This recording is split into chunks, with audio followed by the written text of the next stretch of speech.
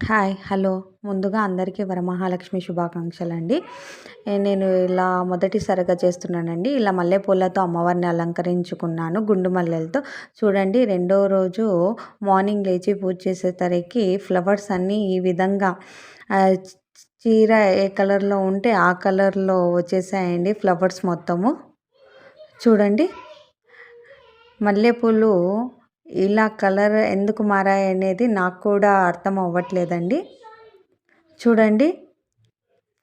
First క్లిప్‌లో చూసారు కదా! మల్లెపూలు గుండు మల్లెలు వైట్ కలర్‌లో ఉన్నాయి. అవి నెక్స్ట్ డే మార్నింగ్ చూసేసరికి ఈ విధంగా పింక్ కలర్‌లోకి మారిపోయాయండి. ఎందుకు ఇలాగ మారిపోయాయనేది నాకు అర్థం కావటం లేదండి.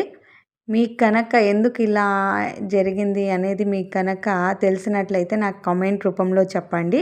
మీ కామెంట్స్ కోసం వెయిట్ చేస్తూ ఉంటాను.